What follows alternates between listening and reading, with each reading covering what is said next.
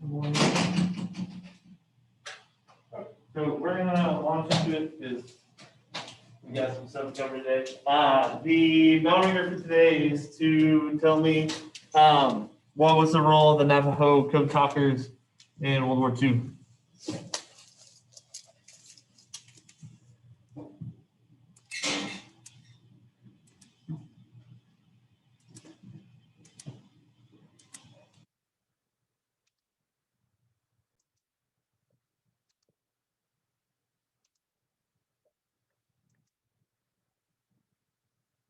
Guys, I'm gonna play two videos. But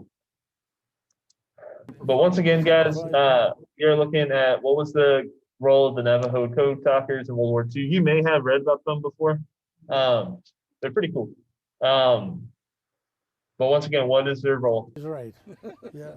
Corona khilkhashnegi eidaya neve hobizadegi altkhanas nilga. I served during World War II as a Navajo code talker with the United States Marine Corps. I served there for a little over 2 years, stymieing the Japanese with our language that we had developed a code from that ancient language. Because of the secrets the code talkers had to transmit, they were the first to hit the beach and the last to leave. So when we got in the military, we had to talk about submarines and bombers and battleships and all these types of things for a reconnaissance plane. Well, it flies at night, it is quiet, doesn't carry any armament, and we said, well, that's a hummingbird. So in Navajo, it was Dakitien, and that's hummingbird in the Navajo language. Say you wanted to give the rank of maybe the commanding officer, who might be a captain. And so to say captain, we would use the term railroad track, and so we would say in Navajo 2 tracks, besh na kie, 2 irons. Probably one of the toughest, most important missions in the war. We didn't win the war by ourselves, but we were very instrumental in the war's favorable outcome for our country.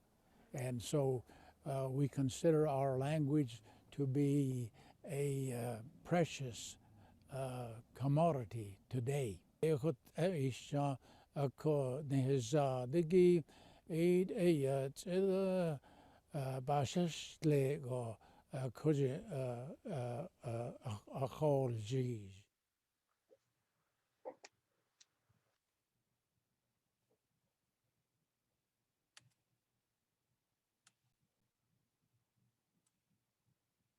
Okay, guys. This is Over 200 Navajo code talkers participated on the landing of Iwo Jima. 5th Marine Division were on the north side of the island. A company of Marines were pinned down real badly. They were being fired upon from 3 different directions. Mortar shells were being dropped down. They were hunkering desperately in their foxhole. Company commander wrote down a message asking for help, handed to a Navajo code talker. This is what the Navajo code talker said. This is the actual message that was sent on Iwo.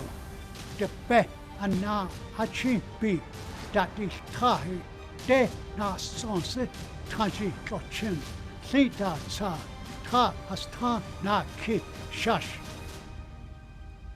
What does that mean? This is what he said in Navajo.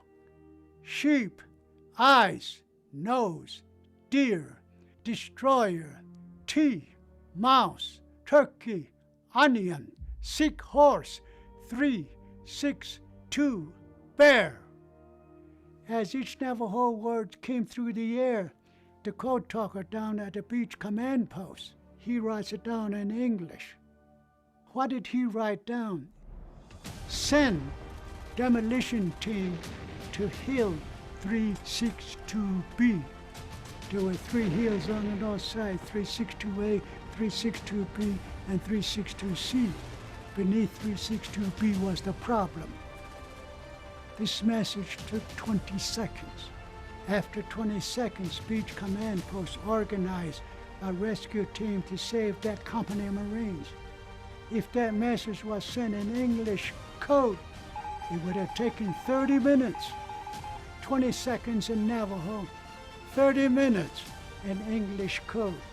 Those guys pinned down on north side didn't have 30 minutes. Without Navajo, Marines would never have taken the island of Iwo Jima. That's how critical Navajo code was to the war in the Pacific. And we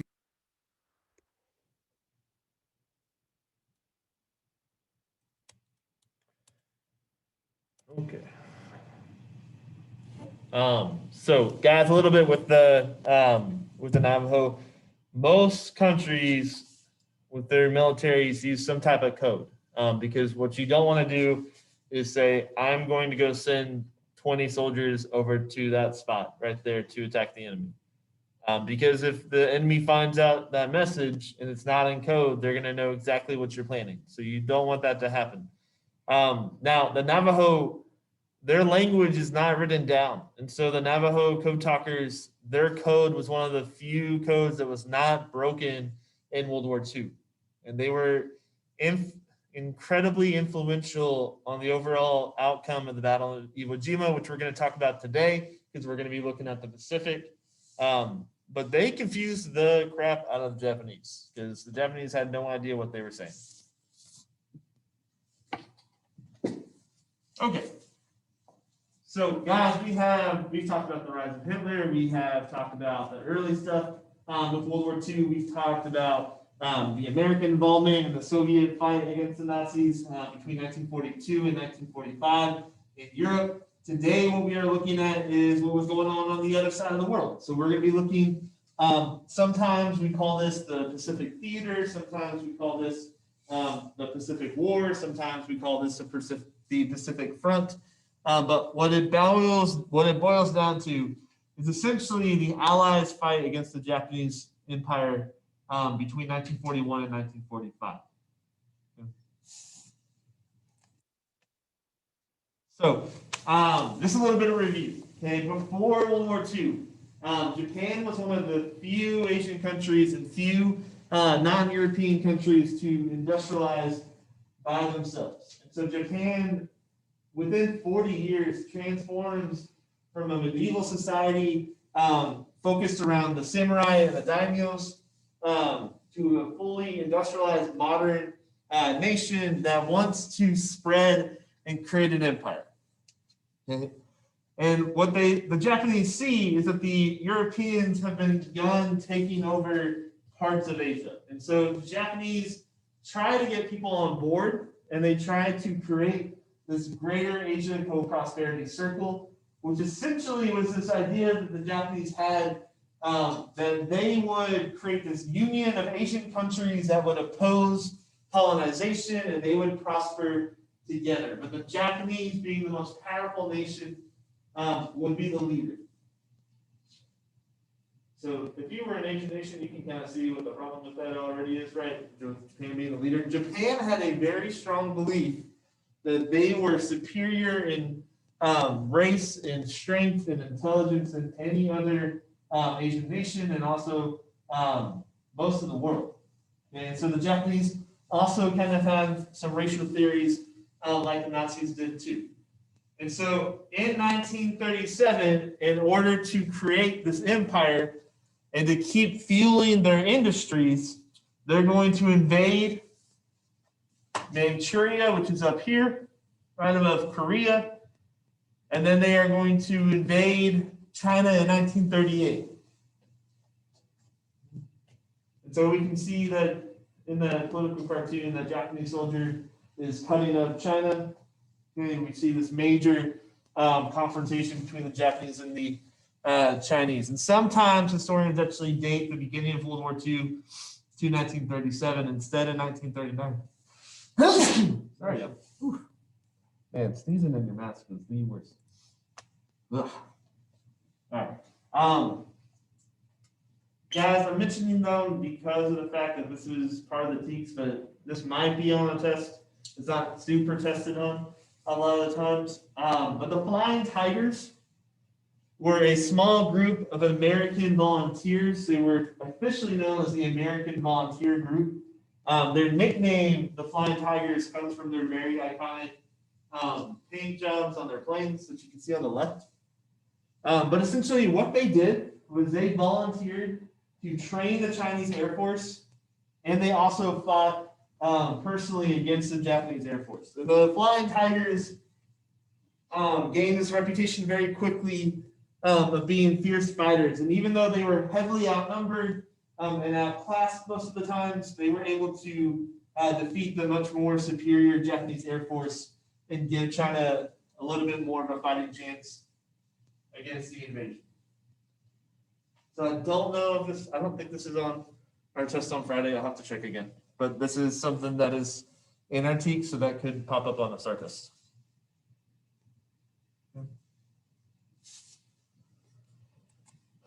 And so the problem for the Japanese is because they had these racial theories, right? They had this idea that they are a superior race. The way that they treated the people that they were taking over was not humane. Okay? And as the resistance against the Japanese grows, the Japanese are going to resort to more brutal techniques to get them to surrender. It took them 3 months to take the city of Nanking. And finally, when they took the city of Nanking, we get the event, which is known in history as the Rape of Nanking, where we see about 300,000 prisoners of war and civilians that are going to be brutally murdered by the Japanese army, and about 20 to 30,000 women are unfortunately going to be raped as well. Okay? And so it's atrocities like this that get out into the news and get spread across the world that is going to put a lot of pressure on the United States to take action. But you have to remember that just like with Hitler, we don't want any part of it. Okay? We don't want to get into another war. We are isolationists. So we do not want to take part in it.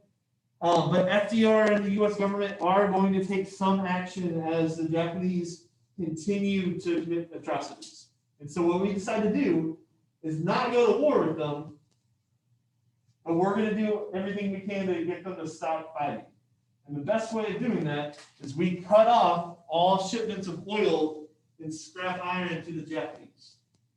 And so we can see in this political cartoon, right, that he's putting a kink in the hose, right? He's stopping the flow of oil. And what's happening with the Japanese war machine? not getting oil. So is it going to move? No. No. And so the Japanese get put in this really tough decision. They really had two options. Okay, one, they could back off and they could slow down their invasion of China, or two, they could fight the massive industrial giant of the United States. That really was their two options.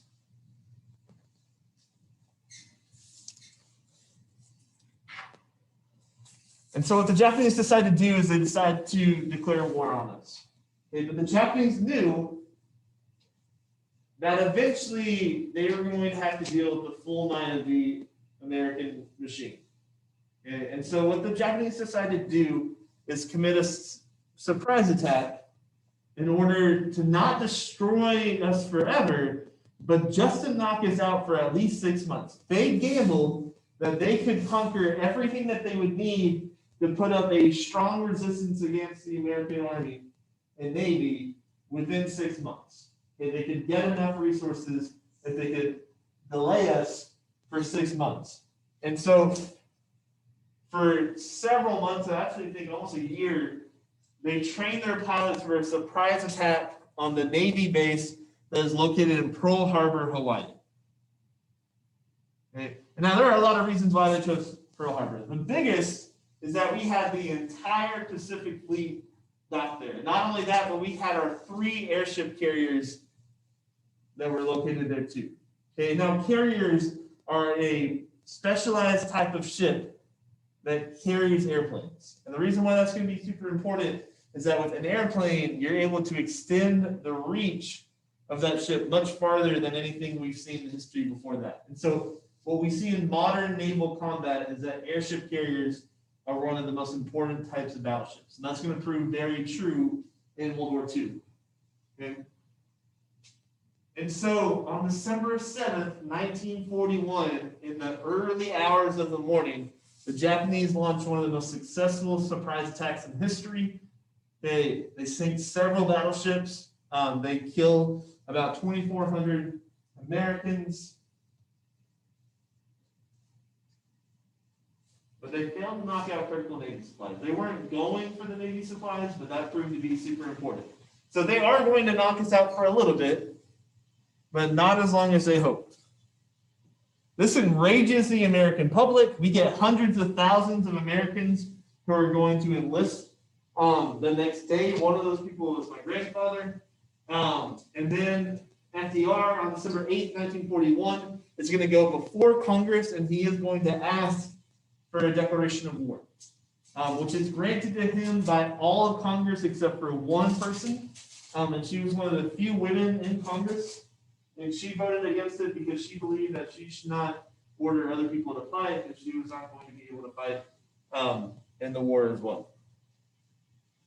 Okay, and so now we are officially at war with Japan, Germany, and Italy.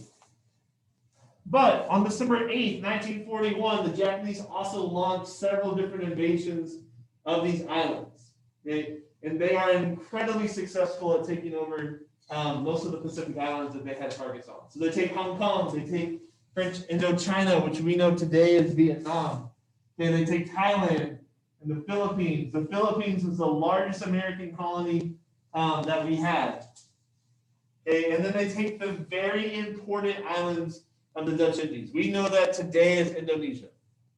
Okay, the Dutch East Indies or Indonesia are super important because they have a ton of oil and they have a ton of rubber. And so if you're trying to make a modern army, those are 2 things that you definitely need to have.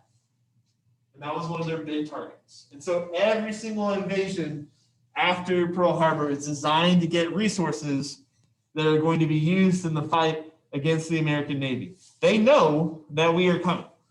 So they are trying to get everything in order so that they are strong enough that they may actually persuade us to try to seek peace. They did not believe that the Americans had the willpower to keep fighting. Now, while all this is going on, it doesn't look super good for the Allies. And we are knocked out for a bit. Okay, we have to repair, rebuild, we have to train all those big soldiers. But the American public and the American military and FDR really wanted some type of response. We didn't want to let Pearl Harbor go without any immediate action. And so the action that they take is going to become known as the Doolittle Raid because of the General Doolittle right here. Okay? And so what is the Doolittle Raid is essentially this very small bombing raid that they are able to get one airship carrier close enough to Japan where they're able to get some bombers off the airship. They go, they bomb a few of the major industrial complexes in Tokyo, and then they're able to make it to China. And there's a lot more that goes with the Doolittle Raid, but that's kind of the short version. And while it doesn't do a lot of damage, it shows two things. One, it shows that we can act. And then two, that if we get close enough to Japan, that we can bomb it pretty effectively. Okay. Now, the one thing I'll say before I move on, this is one of my kind of favorite like American moments in the war. It gets cut off a little bit in the picture, but what he is doing is he is tying the Japanese peace medals that were given to the president before Pearl Harbor. So in order to kind of keep up like the ruse that they were not going to attack us, that they were trying to find some type of like diplomatic solution, they gave us these medals of peace. And so what Doolittle is doing is he's tying it to the bombs that they're going to drop on Tokyo. Okay, so we are rebuilding, we're getting our troops trained, and we need some type of plan of action. So FDR is going to call in his two commanders in the Pacific, his commander of the Army and his commander of the Navy. And those two people are General Douglas MacArthur and Admiral Chester A. Nimitz. Both of these men did not like each other. So I always found it super appropriate that we did not like them too. Which one's MacArthur in this? So MacArthur is always known for this kind of corn cob like pipe. That was kind of his trademark. Okay, and so he was rarely seen without the pipe. Chester A. Nimitz actually is born in Texas. So he's actually a Texas native. But both of these guys didn't like each other.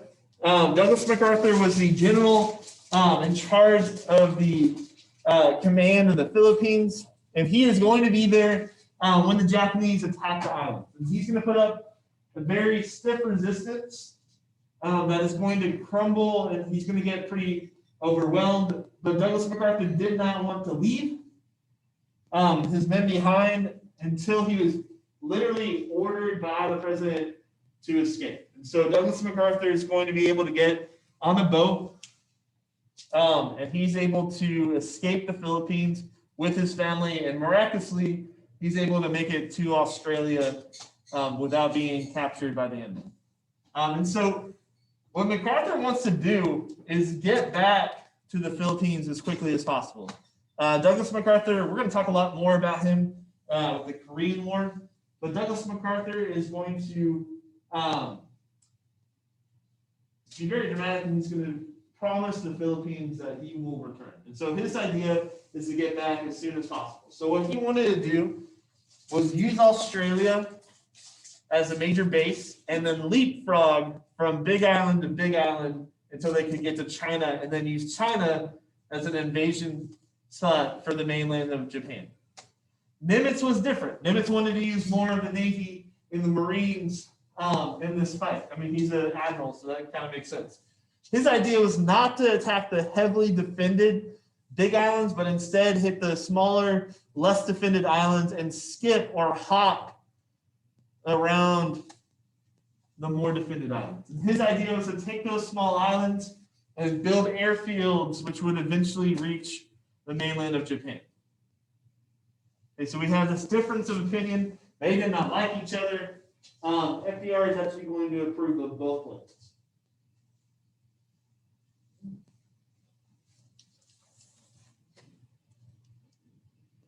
Are we good?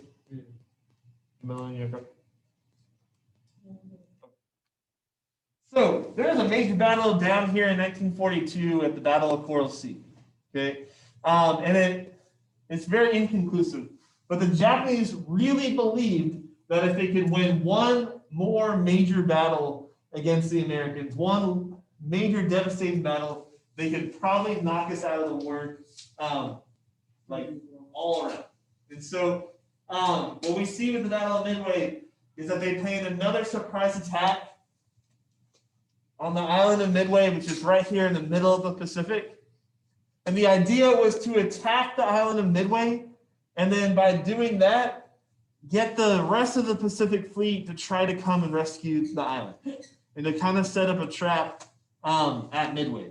But this time, instead of it being a surprise, the Americans were actually able to decode the Japanese plans, and we were actually prepared for them to come. And so this is one of the most important battles of the war. In this major naval combat, there's a really terrible movie that was made a couple years ago. And like the acting was bad, or like I honestly have not seen it except for like the trailer, but they use way too much like CGI. Like it's pretty bad. It also has like a Jonas brother in it, and like I don't know. Anyways, the big deal about the Battle of Midway is these two things right here. Okay, one, we sank 4 Japanese carriers. They had 6. Okay, and so this really crippled a lot of the Japanese ability at sea. Now, they are going to be able to rebuild, but the Japanese had a lot less resources than the Americans. And so while the Japanese are going to be able to knock out battleships and carriers, we're going to be able to replace them, whereas the Japanese are not going to be able to do that as easily. Okay? But what Midway showed was this major reversal. So Midway is this big turning point in the war, because the Japanese are going to suffer pretty much irreparable damage.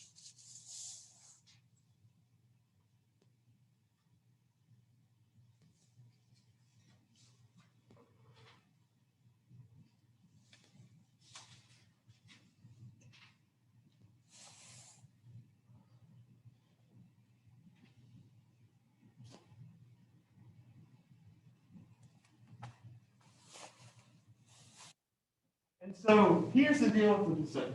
Okay? At the very beginning, when the U.S. military commanders and the president sit down, okay, and they have this decision in front of them on what side of the war they're going to focus on first. They are going to actually focus on the European front first.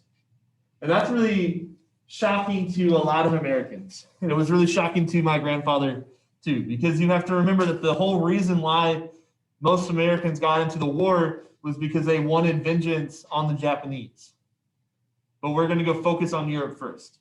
And the reason why is that they saw Hitler and Mussolini as bigger threats. Part of that is some racial beliefs, but they wanted to go knock them out first and then turn their attention to the Pacific, because it was believed that they could not fight on both fronts. Okay, they wanted to focus on one, knock them out, and then return to the other. And so there's not a lot of a focus on the Pacific. But after Midway, we're going to see some openings for that. And so the Marines are going to be tasked with taking the island of Guadalcanal in 1942. And Guadalcanal is going to be this horrible fight. It got up to temperatures of like 110 to 120.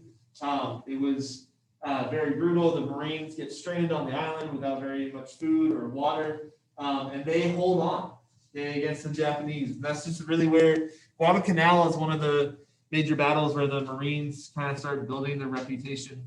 And what we're going to see is that the Marines are going to be used a lot, because what's going to be mainly seen in the Pacific are the taking of islands.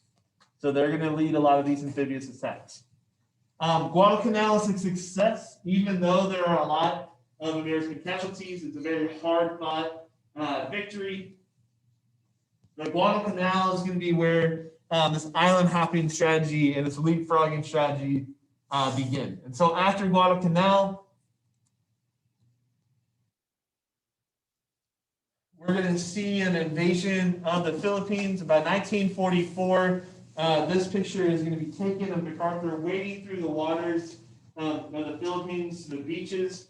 where he's going to turn around and say, I have returned. He was kind of dramatic. But with the seizure of the Philippines, we are going to have a base where we can start targeting the Dutch East Indies. And that's going to be super important because as we cut off that connection to that oil, it's going to put a lot more strain on the Japanese forces.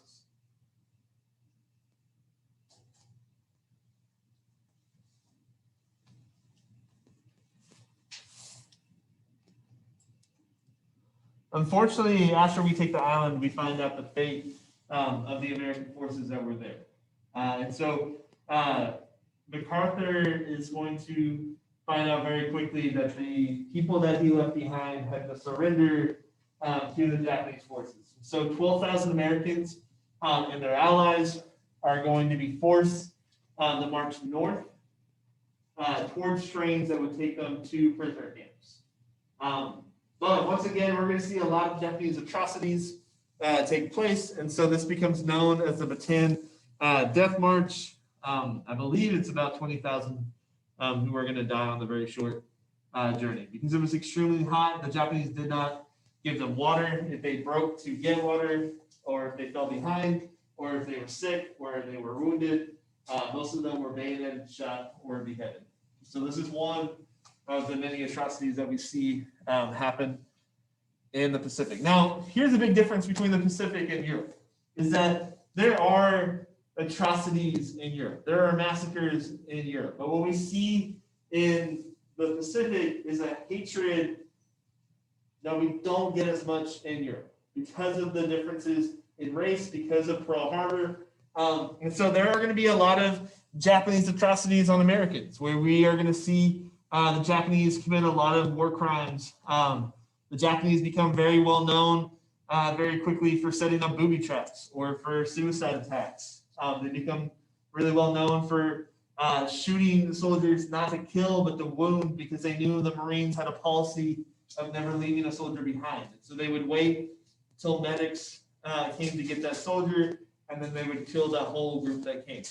And so that kind of stirred more of those hatred in the Americans, and we get a lot of reports of Americans massacring Japanese prisoners. We get stories of Americans taking teeth and ears as trophies and stuff like that. There's a level of brutality between the two armies that we don't really see in Europe, and a lot of that is the propaganda that was spread by both sides. And so there are a lot of different fights before Iwo Jima. Okay, in 1945, the Marines launched an invasion of Iwo Jima. And Iwo Jima was super important because it served as an early warning station for the mainland. So it alerted them if there were bombers coming in. And so Iwo Jima was super, super important to have. Now, Iwo Jima is a volcanic island. So there was a large mountain in the center of the island, and the Japanese used that to create these very elaborate tunnels and bunkers using the cave systems that were already in place. And Iwo Jima is going to be an incredibly difficult fight. The general of the Japanese forces decides to change strategies. And most of the time, when you are trying to protect your land from an invasion, you will challenge the landing because you don't want the soldiers to be able to get a foothold on the island. But the general decides to change his strategy. Instead of challenging the landing, he allows them to land. And then he waits until the Americans get crowded and fill up the beaches, and then he lets go. And so there are a lot of casualties on the first day of Iwo Jima. It is a very, very difficult fight that the Marines had to really slug their way through. But at the end of it, with the victory, Iwo Jima is going to give them an airfield where they can start really launching bombing raids on the mainland of Japan. And that's going to be super, super important.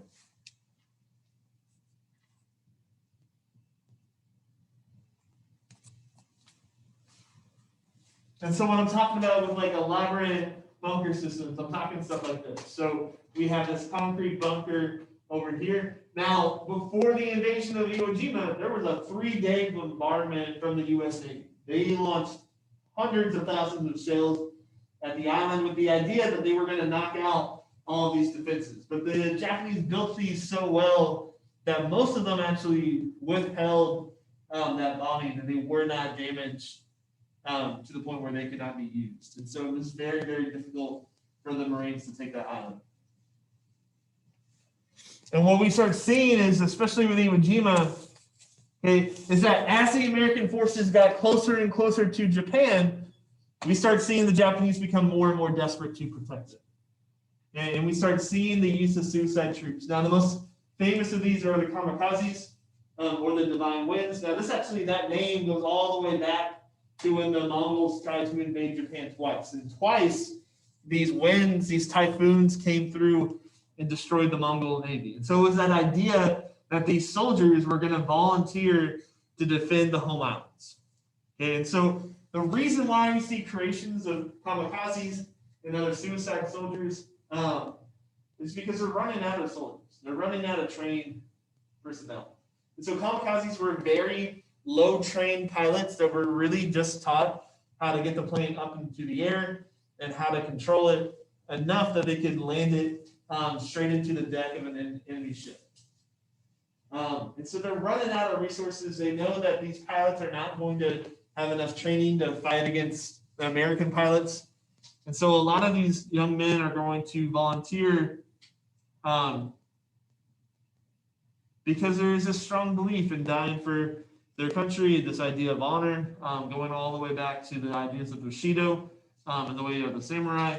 And so kamikazes are there's going to be about 2,800 deaths of kamikazes. They are going to have about a 14% hit rate, which is going to unfortunately lead to about 70 U.S. warships. Most of the damage warships in the Pacific actually came from kamikaze attacks.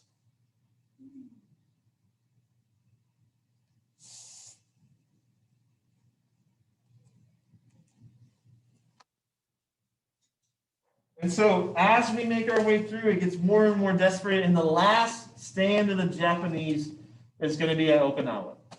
And Okinawa was sometimes referred to as the shield of Japan. It's a fairly larger island than everything that we've been talking about so far. And the Americans knew that it was large enough that they could have their invasion force staged there. They could have their ships there, and it was an airfield that was definitely within the proximity to Japan.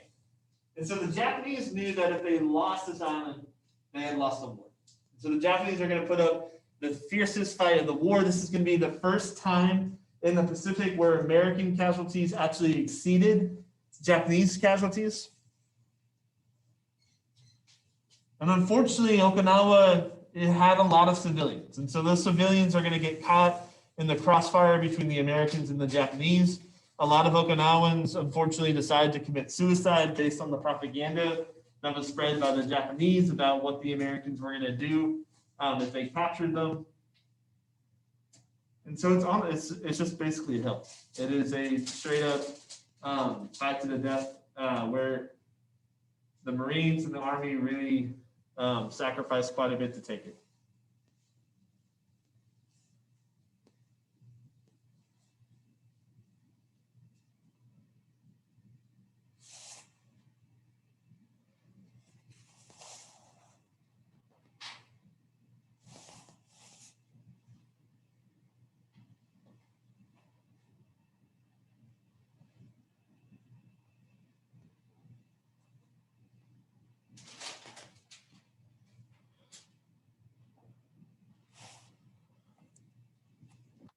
And so this is not copy super well. I'm sorry about that. But the Pacific is mainly where we see casualties in the war. It is the deadliest theater. We see that per 1,000 engaged troops, and most of the deaths are going to take place in Asia. And unfortunately, the life expectancy of a Marine, I think, on Iwo Jima, I think was like 3 days. Like it was a very difficult fight. But what I want to point out here is how much we're going to see the Japanese sacrifice to protect these islands. Okay, where of the entire garrison of their forces, yeah, Okinawa, only 12% survived that battle. Okay, of Iwo Jima, only 12%. Of Guadalcanal, only 2.8%. At Tarawa, only 0.6% of the entire garrison survives. Okay? And so as we get closer and closer to Japan, the fight is going to become a lot more desperate for the Japanese. And so tomorrow, we're going to talk about the bombing of Hiroshima and Nagasaki. But what I want you to keep in mind is that of the entire war, we have probably about 400-ish thousand deaths in the entire war for the Americans. The low estimates for the actual invasion of the mainland of Japan was going to be anywhere from about 500,000 to 1 million for the Americans. The lowball estimate for the Japanese deaths was going to be somewhere in the ballpark of 10 million. And so when we start talking about Hiroshima and Nagasaki, one of the things that we need to focus on is the fact that it probably would have resulted in a lot more deaths than what happens with Hiroshima and Nagasaki. All right, guys, I'm just going to play a video that's going to kind of recap some of what I say, but I do want to show you all some of the footage.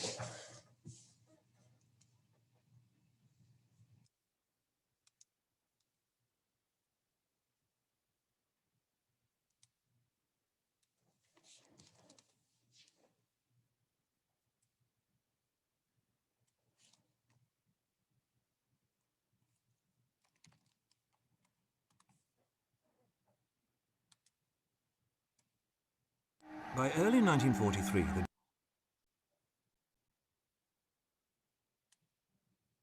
Japanese Empire was at its height.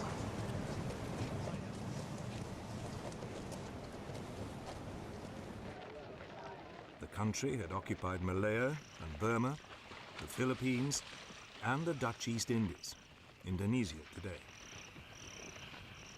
These territories had become vital sources of strategic supplies such as oil and rubber.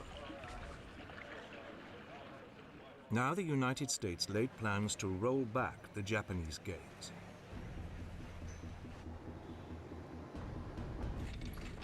The aim was to cut the country's supply lines by seizing the occupied territories. Japan could then be gradually strangled to death.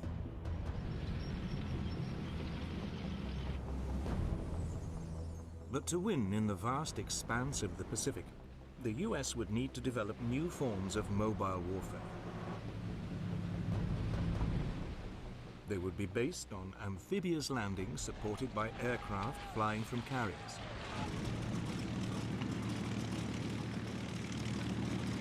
The Japanese, unable to match American firepower, resorted to increasingly desperate measures. The country fell back on ancient notions of military honor to create suicide units.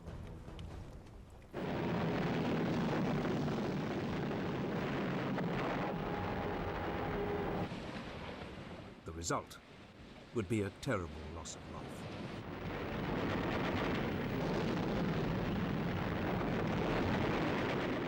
This would be a decisive phase in the war in the Pacific and would mark the end of Japan's dreams of empire.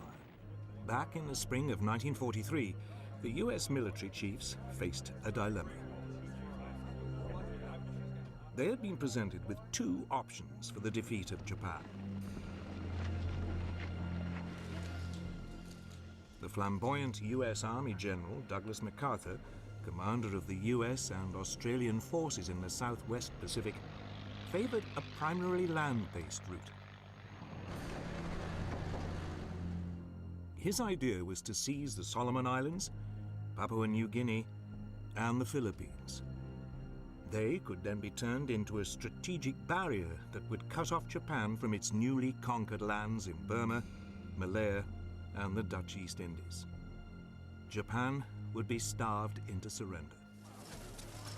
Equally importantly, this plan would mean MacArthur could repay a debt.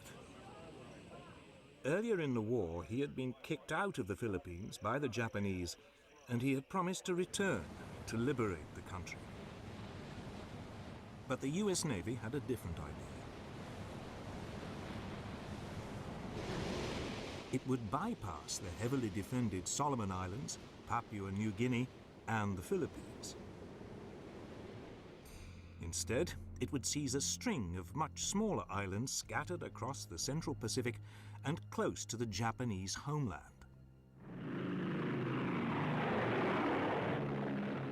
Rather than a barrier, the US would have a series of strategic bases from which to attack Japan's supply lines. On June 11, 1944, the US started to soften up the three main islands in the Marianas.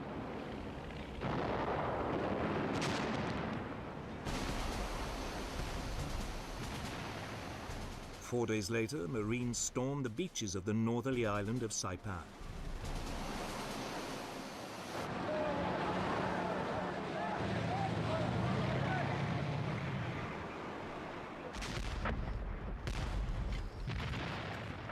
This time, the terrain was mountainous, with many caves, and the preliminary bombardment had not disrupted the Japanese defenses as much as had been hoped.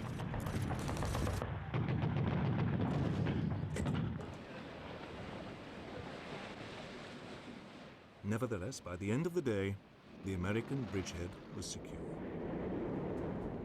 The US task force had 15 aircraft carriers and more than 900 aircraft.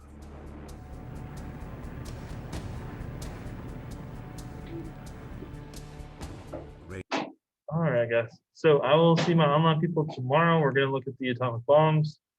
Thank y'all for coming in.